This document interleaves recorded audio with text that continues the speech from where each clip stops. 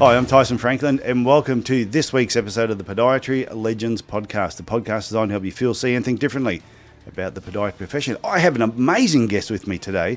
I have David Karamanis, and at the moment, he is in Ecuador, of all places. He's an Australian podiatrist, graduated a few years back. He is now traveling right through South America. This is going to be a very, very interesting story. It has a website, the Traveling Pod, and that's traveling with one L. I have seen sometimes where they use two. And from there, you can see photos of his trip. And also, if you want to make a donation and help him with what he is doing at the moment, you can, which I will be making a donation when I get off here. Oh, cool. Thank you. No, that's okay. So, David, welcome to the podcast. Thanks for having me. Listen, I'm super excited, Tyson, to have a chat with you. This is going to be fun. What happened is I can't remember, it was a podiatry page on Facebook. Somebody made a comment about something, and then you had made a comment. Yes. And I can't remember what your comment was. And I went, I know. You're in South America? What are you doing in South America? What are you doing traveling? I went, this has to be interesting. So let's start on the David Karamanis story. First, why podiatry? What got you into podiatry in the first place? Oh, you know what?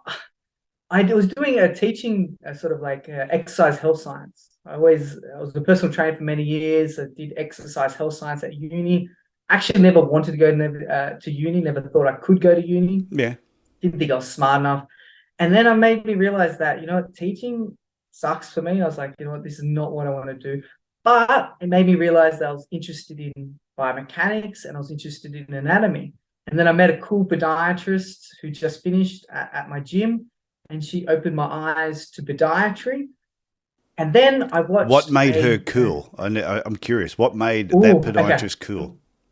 Because we're talking like this. It was just, she made me laugh. She was very down to earth. And I was like, she's a cool girl. So, okay. Yeah, she was very open, told me everything she liked about podiatry. She was a normal person. A normal person. Yeah. Because sometimes you don't get normal people these days. No. So, no. She told me the bad things and all that sort of stuff. And I watched a TED Talk. Have you heard of TED Talks? No. Now, of course I've heard of TED Talks. Okay, good. Yeah. No, a lot of people haven't. Serious? People haven't heard? I suppose, yeah, if they live under a rock. That's me. But I heard a TED Talk. So I watched a TED Talk and it said how to be satisfied in your job and in life. And long story short, if you hit these three things where you master in a skill, you have continual problem solving. If something's too hard, you get discouraged. If something's too easy, you get bored. Yeah. And if you can, what was the third one now? Master skill. You can have autonomy. So you make your own decisions. After I watched that, I was like, you know what? What she said and what this TED Talk said, podiatry, this looks like it's for me.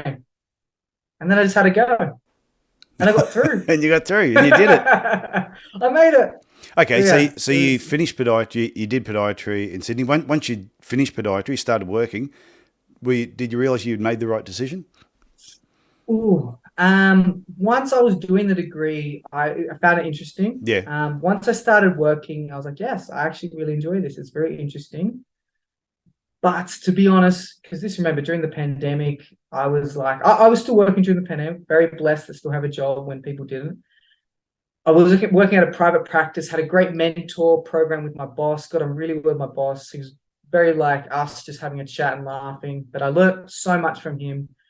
But it just got to a point where I just started to feel not satisfied or not purely fulfilled. I'm quite an adventurous person. I've traveled over the last 10 years. I've traveled to different countries like Pakistan and India and all these different places. And I was like, I can suppress that feeling, but I knew I wouldn't be satisfied in the long term if I just didn't follow this desire to go overseas. That makes sense. Yeah, I learned a lot about myself. It does, but to me that makes a lot of sense, and I see people do that all the time where they keep telling themselves, whether it's podiatry or something else, that they try and fit themselves into they're a square peg and they're trying to put themselves in a round hole to stay there, and all of a sudden they realize, no, you've got to be a square peg. You've got to go and do what actually feels and fits right. I was in this sports clinic, and I obviously won't name names, but the great sports podiatrist. He was my sports podiatrist. I looked up to him. He's an amazing person, but he's so busy. He's booked out like months and months and months in advance. Anyway, I saw him in the bathroom. And I said, listen, I'm not following you. And he said, listen. And we're having a toilet talk. And I was saying to him, as you do, and I was saying to him, man, you're so busy. And he goes, like, Dave, don't worry. One day you'll be like me. And in my head, I'm like, I don't want to, like, I respect you. I don't want to be anything like you. Just, he could not take time out to go on a holiday if he wanted to. Yeah. Like, he would struggle to take a sick day if he had to. And it just made me realize, you know what, like, I don't know if this is exactly for me. I worked at a clinic where my bosses did a lot with professional teams, professional athletes. So I was very blessed to have that exposure. But it made me realize that I didn't really enjoy getting people better in their performance. Like I'm a personal trainer background, so I did that for many years. But what really encouraged me was when I treated this one guy who fell under a train when he was a young guy and had a lot of deformity in his leg and just struggled to walk generally and had a lot of pain. I got my boss to help me with some customized orthotics because they make it on the computer and actually make it. And within 6 weeks, he was mostly because he already had 2 orthotics before then. Terrible, wasted a lot of money, had not much faith in what I was doing, but he gave it one more go. And within 6 weeks, he had decreased his pain significantly. A year later, had no pain, ordered another set, everything. And I was just like, wow, like he goes, you have significantly helped me function so much better. And it just made me realize, like, yes, helping people function better was my thing, or I'm a bit more interested in. But I think there's a fine line too between when you're working and you're helping people, and then the business side of things can sometimes take over. And if you're the business owner with the business hat on, you end up like the person you spoke about, where you're that busy and you sort of think, oh, everyone wants to be like me. And you don't realize, no, some of your employees are looking at you going, my God, I'm glad I don't own this business. Yeah, no, listen, I'm sure that happened. I'm sure that happened with some of the people who used to work with me. I tell you, there were some times I look back at the hours we were doing and what we were achieving out of it all. But I eventually, I just started stepping back and just doing what I enjoyed doing and taking more time off and traveling more. Travel's good. Listen, from a young age, I really knew that, okay, I see myself sitting at a table when I'm 50 years old, and I have one friend that owns a business, very successful, and I'll be like, well done, that's so amazing. I'll look at another friend who's got all these different properties. I'm like, fantastic, you made some great decisions. I'll look at someone else who, may have, be doing something else, who's successful in his area. But for me, I'm okay with not having those things as long as I have a lot of experiences. I want to be sitting there at 50 years old and say, you know what, I don't have all these things, but I have all these valuable experiences. And that's what's really valuable to me. I guess so 50 is not very old. It's I'm just it's saying. Yeah, it is. Yeah, it's like your halfway mark. Not halfway. So I'm at my halfway mark. I really want to be rich with experiences. And it made me realize that, you know what? I love Australia, beautiful country, but there's a world out there that I really want to discover. And as I said, I've been traveling, here and there for a long time. But it was until I was reading a book in the pandemic, and it talked about your life and purpose.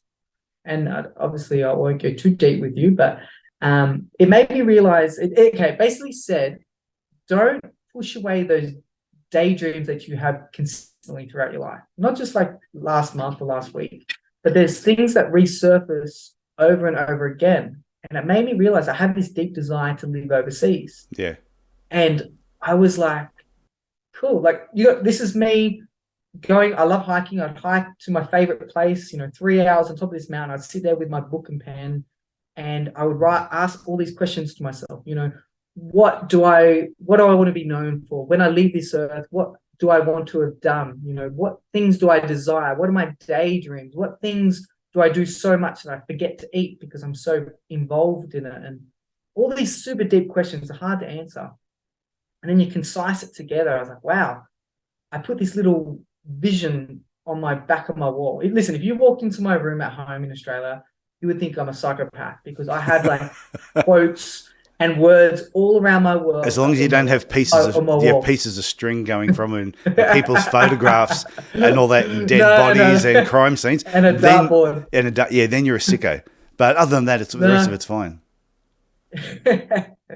So yeah, I had this on the back of my wall and basically said, and I did it for 2 years, but the closest one was, I want to travel. I'm just trying to remember. I want to travel to high-risk developing countries and be part of a team of people that help solve solutions in these communities and provide services they cannot access. Something like that. That's just me thinking, from trying to remember. But I was like, you know what? I'm probably living that as close as I am today.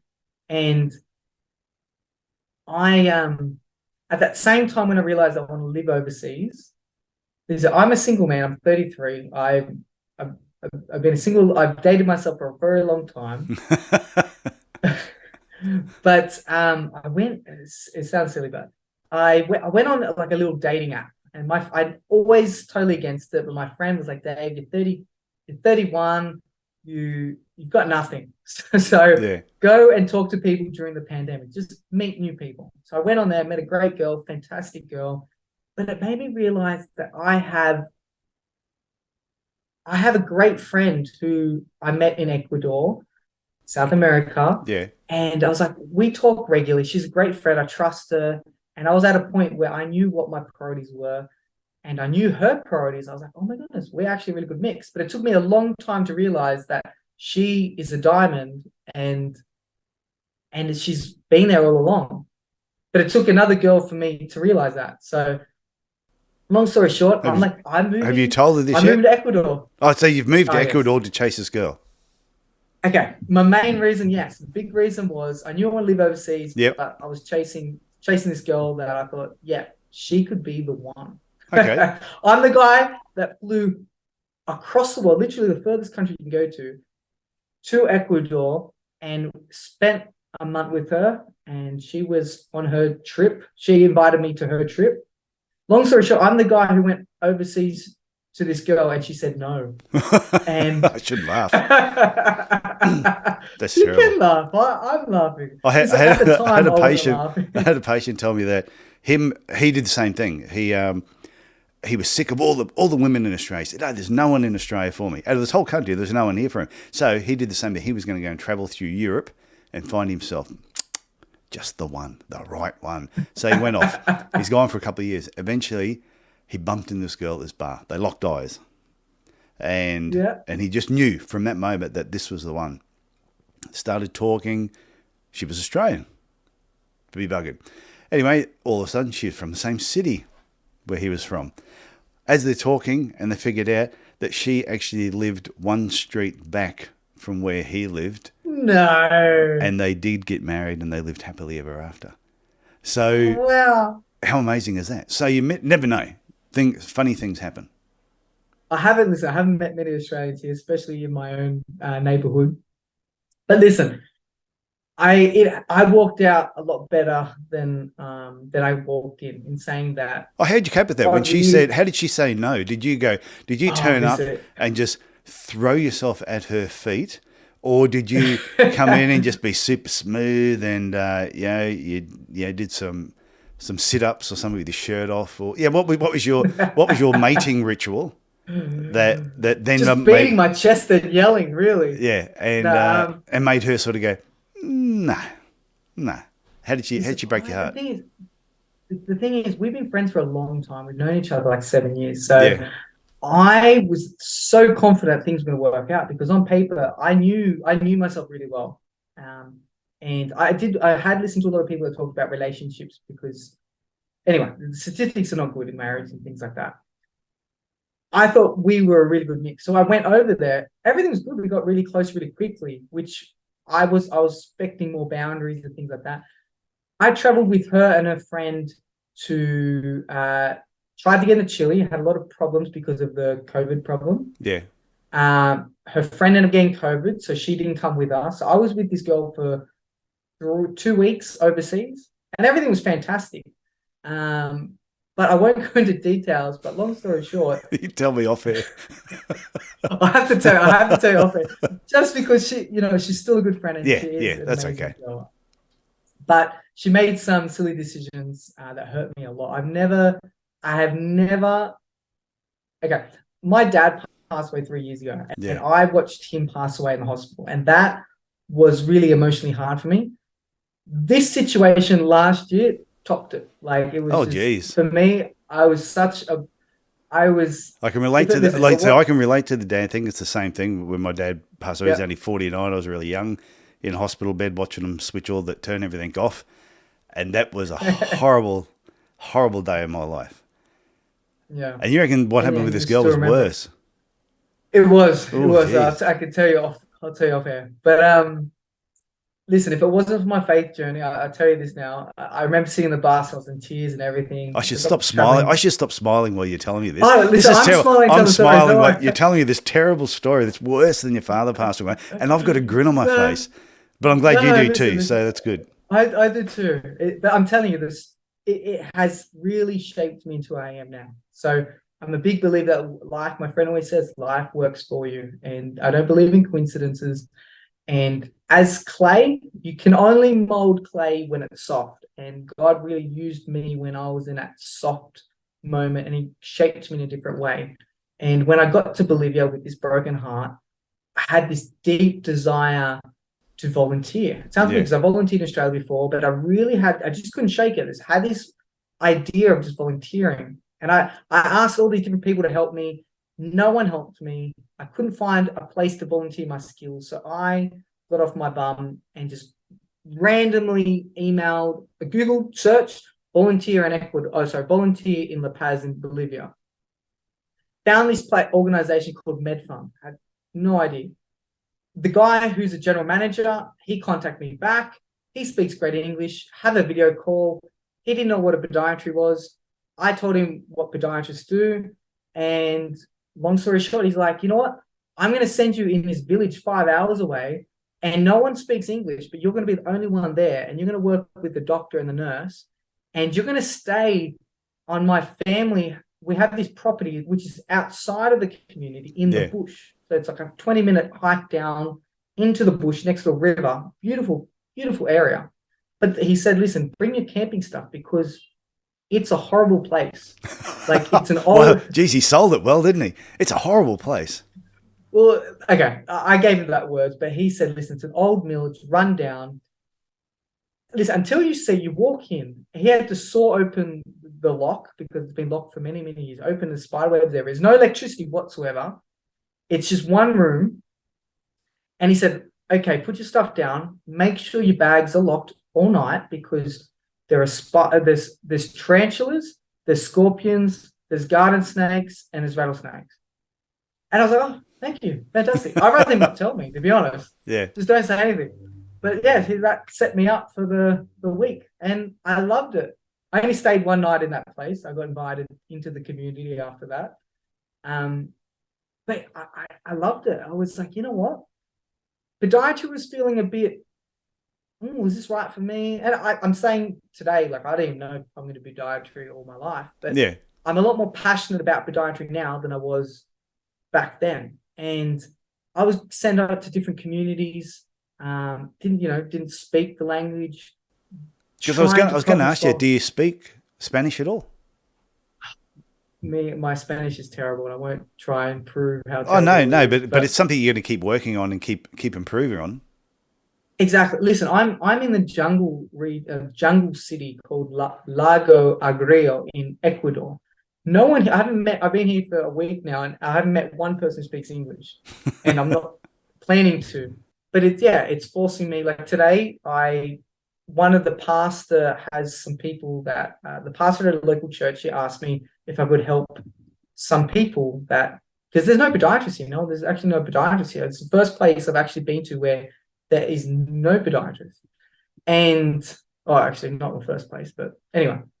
And she had an issue. She had actually two different issues. But long story short, it's so hard to ask the questions you want to ask on Google Translator. Yeah. And Google Translate, like I can treat someone ingrown now and all that sort of stuff, no problems, because I can see the problem. I know how to treat it. But when you're getting someone who's got tingling in toes and, it sounded like sciatica issues that's coming from, up at the upper gluteal area and all that sort of stuff, it takes time to get to that conclusion. And I'm just very blessed that I have a personal training background because I'm very confident in my exercise prescription. Um, that has helped me a lot, especially when I go into the jungle and you don't have, like, I have some cheap. Listen, you got to remember, I've only been doing this for nearly a year, so I don't have sponsorships. Yeah. Hopefully, one day, all the podiatrist sponsorships out there, I need prefab orthotics. That would be amazing. I can carry that into the jungle because it's just too hard. I've got real cheap ones I've got in Peru, but I don't have any supports to put into shoes.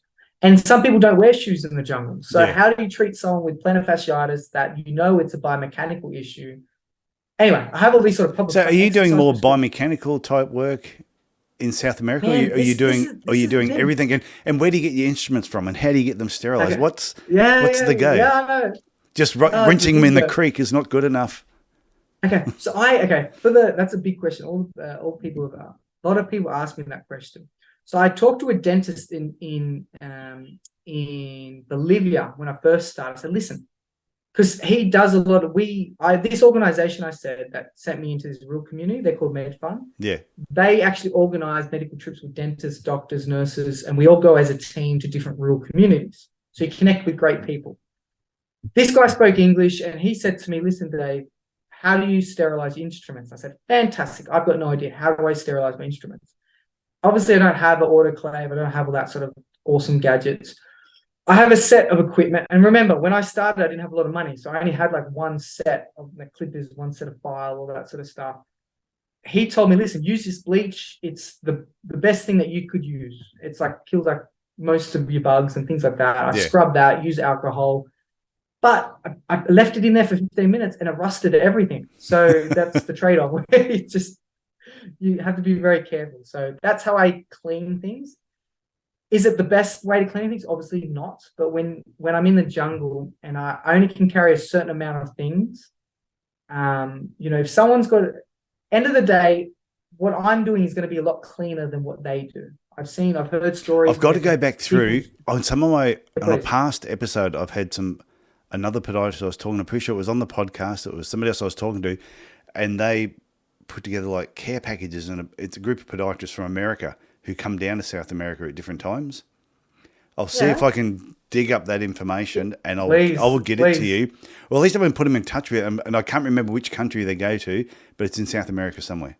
Yes. So in Bolivia, like I've had so many awesome experiences. Like I was on the Samaritan's Purse clinic boat with other doctors. And we went to different rural communities along the river, and you go they would come onto the boat and you treat them. That was fine, no problems. I had so many ingrown nails that I had out of my whole sort of career. It was just literally insane. I had so many people, had to give a lot of injections, all that sort of stuff. In Peru, didn't see many ingrown nails, but I had so many. I go into the jungle and people complaining with knee pain, people complaining with foot pain, Achilles issues.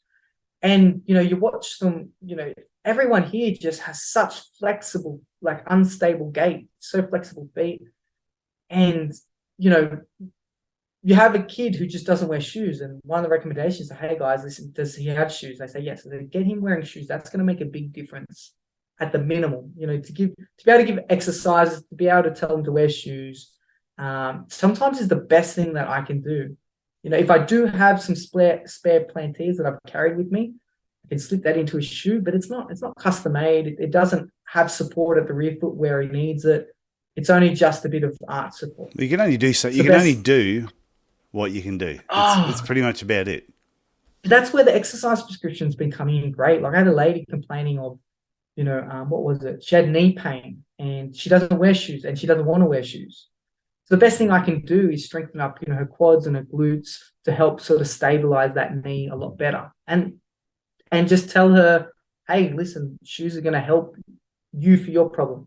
Now, you need to know that I don't walk into jungles telling people to wear shoes. I let them do whatever they're used to doing, that's what they need to do. But if someone comes up to me complaining of severe pain and they're limping and I can see that their foot function has a lot to do with it, then I definitely try and suggest, if that makes sense. Yeah, no, it does. And I reckon anyone listening to this, if I know maybe if they have spare instruments or anything like that, there was some way we could put something together and get it to you wherever you are. So would you then, like, say, for example, a care package was sent to you where you are, if there was an address, would you be able to, would you then take that around with you where you go to different places?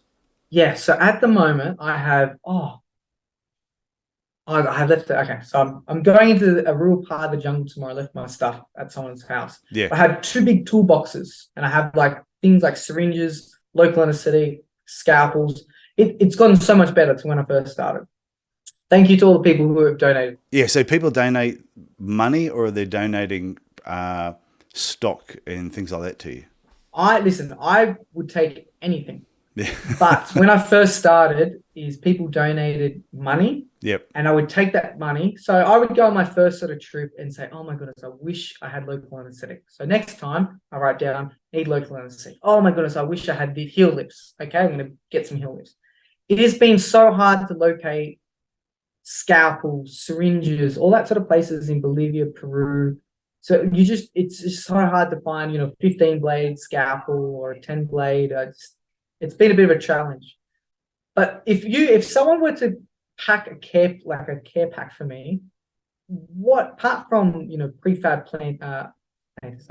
orthotics, like even things like like the wedges that I can add to things. You get these adhesive wedges or adhesive heel lips or met domes. Those things come because I can cut them and manipulate them and create things like that. Stuff is probably what I need. Like the clippers and the knives and stuff, you can find that anywhere, and you can reuse them. But when it comes to I've had just so many biomechanical issues, to be honest.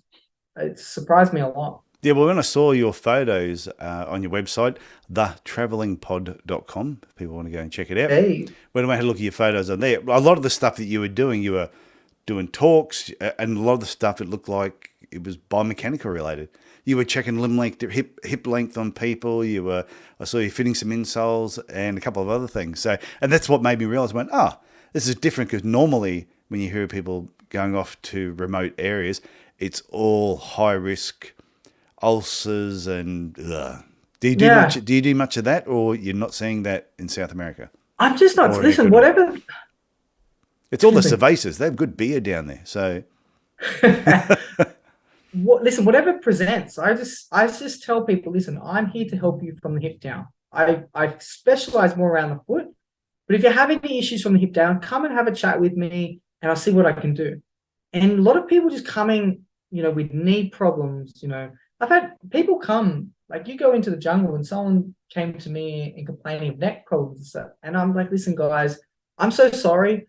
I don't specialize in neck. It's a very sensitive area. But I listen to them anyway. And I say to them, listen, in my opinion, which I'm not a professional in this area, sounds like that you're having a nerve problem. You really need to see a physiotherapist. I know there's no physiotherapist here. That's why you're talking to me. Yeah. So, from my exercise background, strengthening these muscles, being able to get massage on these muscles are going to help with your posture, blah, blah, blah, blah, blah, blah. So it's really been all round holistic sort of approach where it just hasn't been podiatry stuff. Is your plan to stay in Ecuador for like a extended period of time because you like that particular country, or are you planning to stay there for a short period of time and then just keep going to different countries in South America? This is good. So this comes on, so my little mission vision is I want to provide podiatry service to communities that can't easily access it. And I also want to demonstrate love, value, and acceptance for vulnerable kids by organizing a pizza challenge event, which I've done in Bolivia, Peru, and here in Ecuador. Yeah, explain the pizza challenge event. Well, that's all there, because you told me off air, and I thought it was interesting. Yep. Okay, so the pizza challenge event is basically the backstory is I met up with that girl, and Bolivia. That girl. And I made her some pizza dough. She was at a hostel. I said, listen, I'm going to make 3 big pizzas. I'm going to come to your hostel and I'm going to hand it out to everyone there so we can all eat together. She said, fantastic. Went to the hostel, just said, hey, man, what's your name? And he might say, Jonathan. I say, Jonathan, where are you from? I'm from Israel. Come have pizza with us. Hey, you. food brings people together. And they sat down, we all ate together, we had stories, all that sort of stuff. I was having a little nap, and this guy came up to me, Israeli guy. He said, "Hey, I want to give you my hat.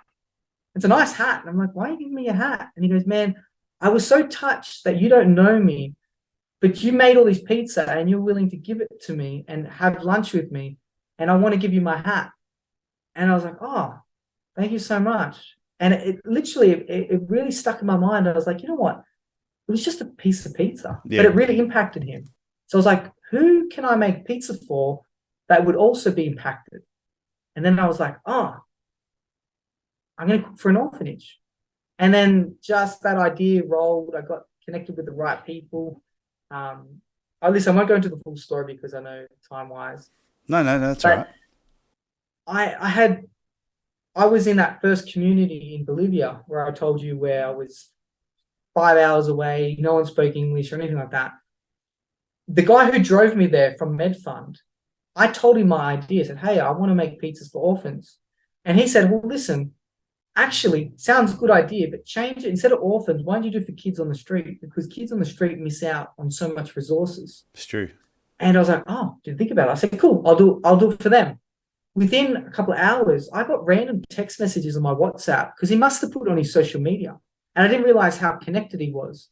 So I got messages saying, "Hey, I want you to use my restaurant for your pizza challenge." And I was like, "What the hell's the pizza challenge?" And then I had someone else message me like, "Hey, I want to get involved with your pizza challenge. Hey, I want to get involved with your pizza challenge." And I had all these people messaging me, and it made me realize that this guy's made up the pizza. He's named the event the Pizza Challenge. So forever now, it's called the Pizza Challenge. So what's involved in the pizza? Is there a competition, people making pizzas, or is it just you making the pizza and the challenge is to make so many? Yeah. Well, okay, it has developed a lot since in Bolivia. I made 30 kilos of dough by myself. It was horrible. It took me 5 hours nonstop, rolling it with my hands. It was hard. Yeah. I made the sauce all by myself because I didn't realize it was Mother's Day when I did all this. I just didn't realize, didn't connect. So I had no help whatsoever. But we made, from 2 restaurants in Bolivia, we made 120 pizzas for this event. And we had activities for the kids where they had like art, they had song and dance, they had theater.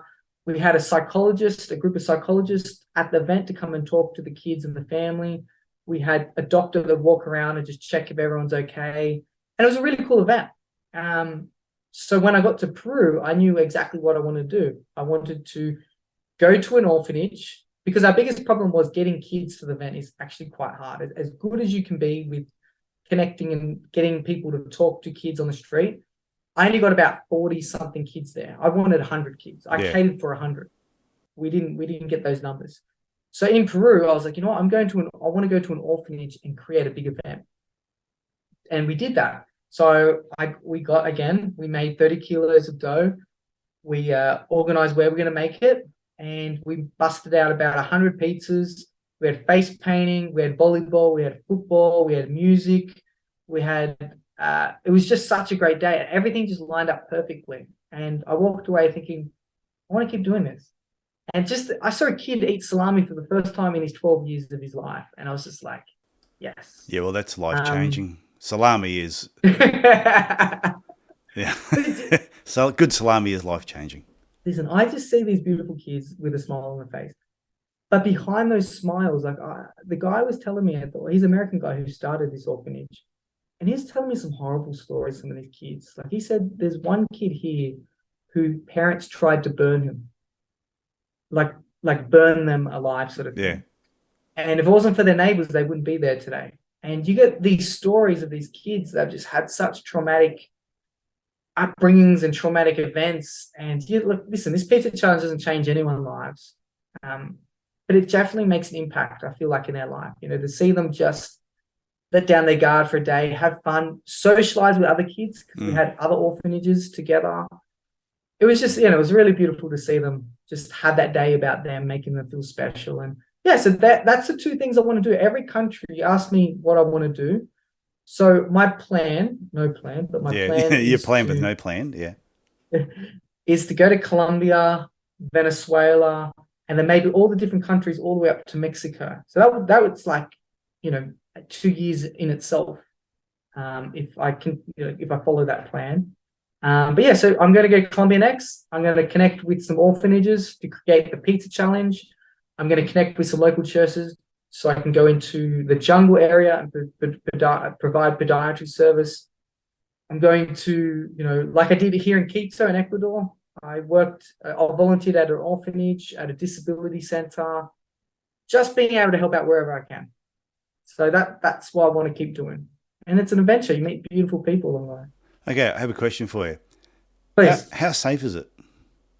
Like, because Ooh. you see movies of South America and some area, and like when you're watching documentaries in certain places, especially the Food Channel, always looks fantastic. Yeah. You go, I want to go there, I want to travel there. But then you see movies on those particular countries, and it's always drug deals and all the criminal element of it. So how is it from your point of view as someone who's just traveling through? Does it feel safe?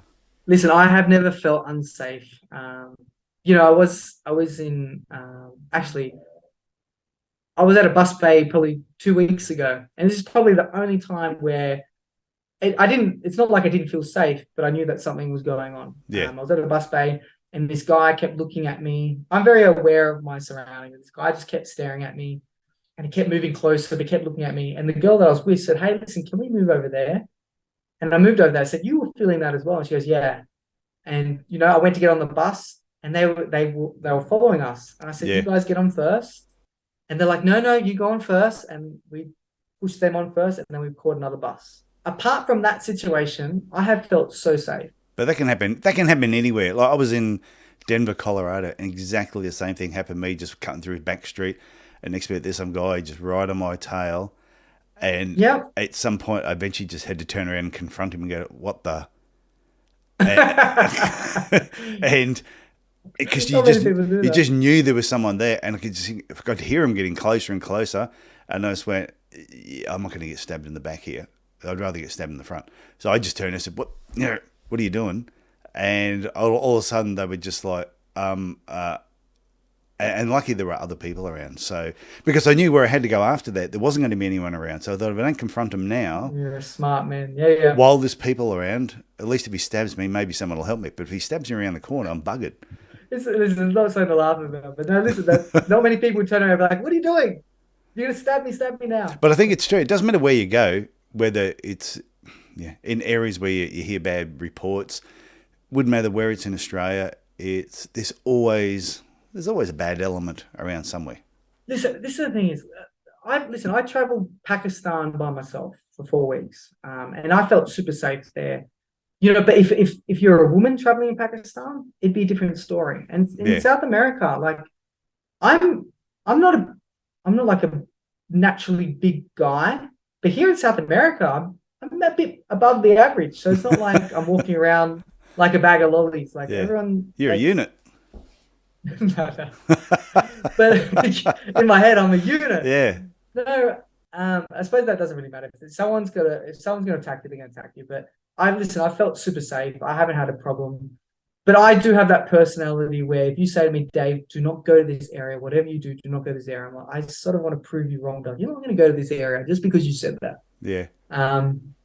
I walk the streets at night. Everyone says don't do that. But yeah, I know. I walk the streets at night and I see a lady with a baby and a grandma and a grandfather. I'm like, which one is going to stab me here? Like, there's people around. I just feel like if you do have good common sense, it's like, okay, that dark alleyway, no one's around. It's at night. Doesn't seem good. I'm not going to go that way. I'm going to go this way where there's more people. Like, it's sort of, you make these decisions. Yeah, I think that's what you said. It's common sense. Is just be safe. But it's good that, like, with the traveling that you're doing so far, it's all been positive experiences with everything you've done. The people you've helped, it's all been positive experiences. And so what's the time frame going from Ecuador now to the next place? How much longer are you going to stay there?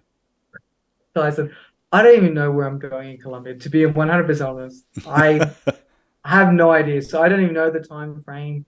I know nothing. I'm just going to... So how do you survive at the moment? Like yourself, obviously. Okay, yeah. How do you finance yourself? Like your food, your accommodation, your own healthcare, looking after yourself. How do you do that? And everyone asks me this question. I don't know. Now, listen, God has put amazing people in my world. You know, when I was in Bolivia for 6 months, 6 months in Bolivia, I only paid accommodations for 3 nights. And that's because I had to when I was traveling with this organization. People just said, hey, like I was at a local church, hey, where are you staying? When you don't have somewhere to stay, come stay with me. And I would just move to home to home to home. Okay.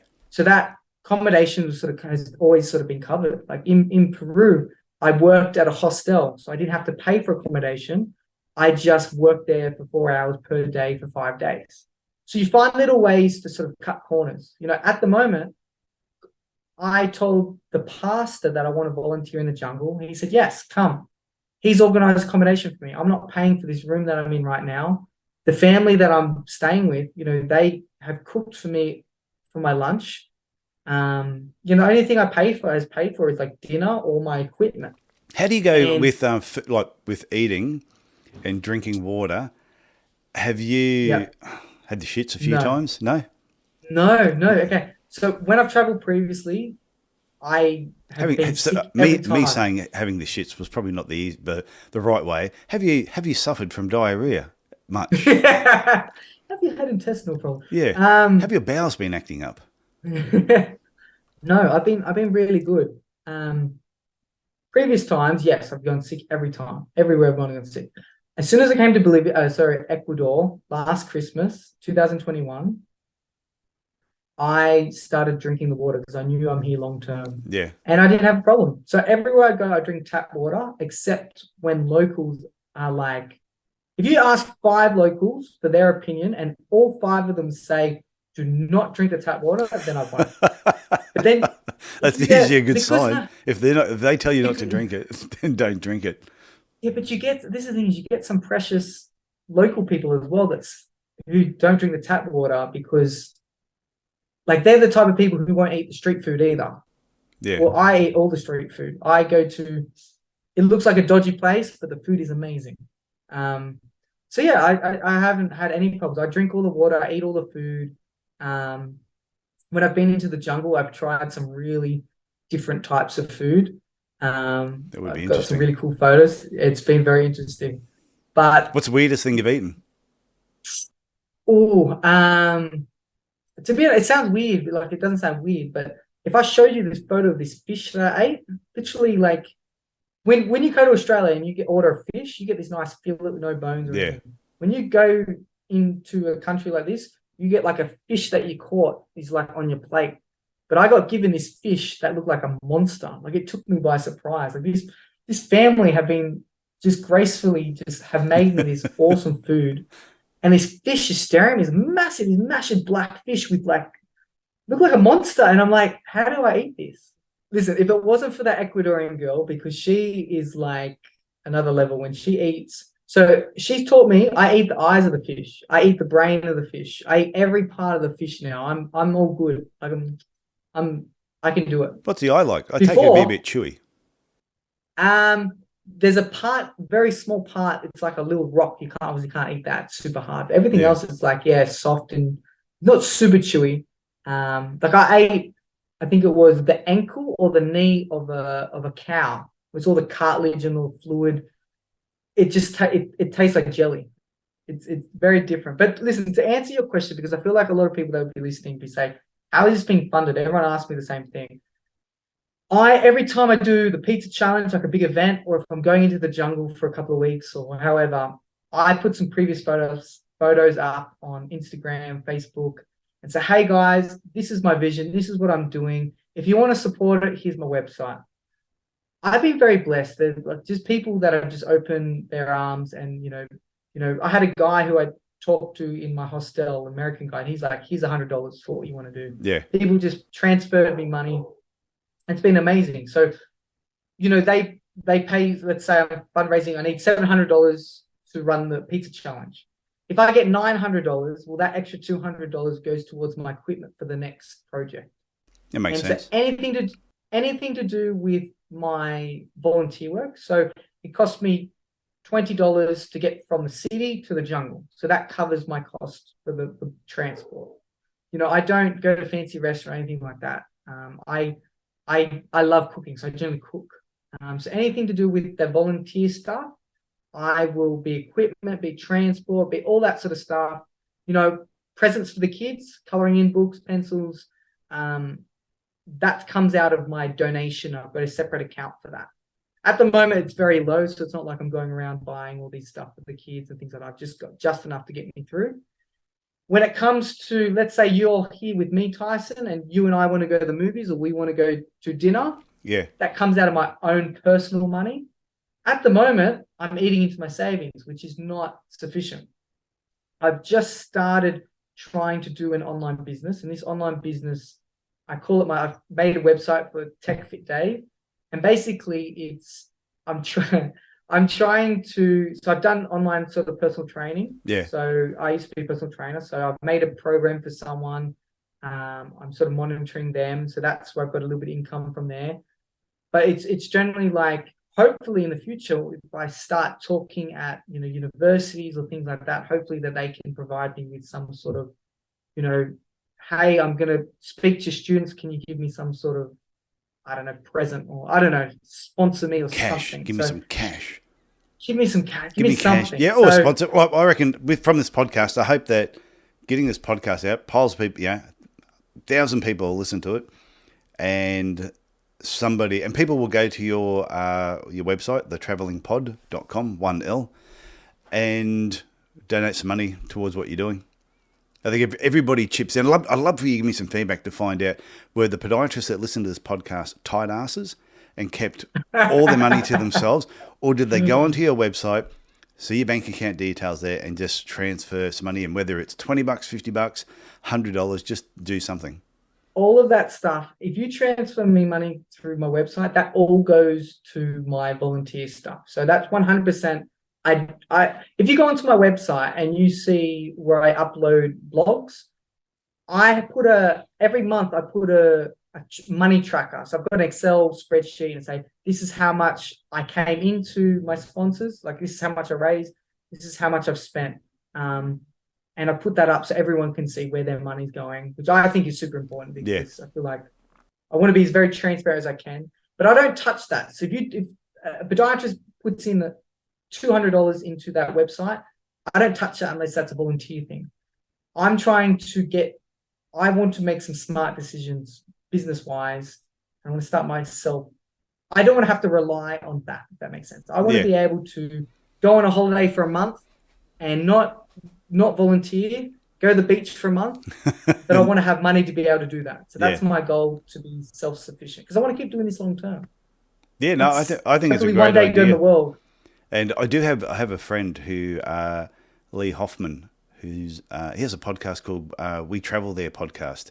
He's in Nashville, Tennessee. So I'm going to put you in touch with him, because I reckon getting you on his podcast as well, about, because it's a travel podcast, and just with what you're doing, could be quite interesting. And like I said, the more people that know what you're doing, then the more chance you've got of people helping you sort of achieve it. Listen, how can I say? God has literally provided the right people in my world. Doors have opened for me. This is why I feel like what I'm doing is good for me, because people just open their arms. Opportunities have just come. Like, you contacting me. I didn't tell you this too. I'm in an application process for a Christian organization in America. I actually got a meeting on this Monday. And if they do accept me and they feel like I are within what they're looking for, they're going to help fundraise for me as well. So they'll help fundraise for my cause, what I'm doing, and also for me personally, which will help me a lot. But as I said, if that doesn't work out, God's put the right people in my world to keep this sustainable. So I'm a super chilled out guy. This stuff doesn't really worry me at all. That's the way to be. Keep moving along. You're more chilled out than that Ecuadorian dog in the background who's barking. Can you hear that? I could hear that. Okay. No, that's all right. I got one final question for you before we wrap up. Yeah. Because this has been a lot of fun. We could keep talking if you wanted, but do you have one final question? Please. Normally, I say to people, you're sitting there at a bus stop, someone comes, another podiatrist sits next to you and says, "Hey, I've got this question." So, for you though, you're sitting there on a log in the jungle, just by yourself. All of a sudden, this podiatrist comes wandering past with his backpack and says, "You're Dave. You're the travelling pod. What is one piece of career advice or life advice that you would give me that you think is super important? I'd tell you to sit in the log next to me, but Yeah, I would take a seat. definitely take a seat. I definitely encourage you to investigate yourself a lot. Where I know that there's ideas and there's deep desires that you personally have that you've probably pushed aside for a long time, and rightfully so. People have families. People have, Mm, you know, have made lifestyles for themselves that now they have to work a certain amount to be able to cover those lifestyles. But I do encourage you to look deeply into yourself and see, what desires do I have? What ideas do I have? Because just because you're a podiatrist, someone says, Dave, what do you do? I said, well, my job is a podiatrist. I'm not a podiatrist. And that sounds really silly to you, but I'm not living a label as I'm just a podiatrist. No, there's a lot more to Dave than just a podiatrist. I work as a podiatrist. And someone wise said, don't live up to the labels that people give you, because that will box you into you just being that. And once you believe that, that's what you believe is what sort of comes true. Have you ever thought why the lion is the king of the jungle? Everyone's like, it is what it is. Well, it's not the fastest, it's not the strongest, it's not the most agile, it's not the smartest. It is because it looks at the elephant and doesn't see a giant, it sees lunch. And its self-belief system says that I'm the king of the jungle. The self-belief system says, I got this. And I feel like if we just really believe in ourselves, we can do a lot more than what we box ourselves in to be. So that's what I'd say, if that makes sense. Yeah, I reckon they'd say, so Dave, where are you staying tonight? Because I wouldn't mind taking you out for dinner and talking to you more and just picking your brain on your philosophies in life. So this has been a lot of fun. I want to thank you for coming on the podcast, and I would love to get you back on at some stage to talk about maybe in 6 months where you've gone in the next 6 months, what you've done, different things you've learned, and you can give us an update on the money that you've raised or the people that you've been able to help. So Dave, thank you very much. Thanks for having me, guys. Thanks for listening to my thoughts and my ideas. I appreciate it. I reckon there'll be a lot of people listening to this who are going to be thinking, there's more in life I need to do. So I think it's been great. So thank you. You're welcome. Have a good one, guys. Okay, bye.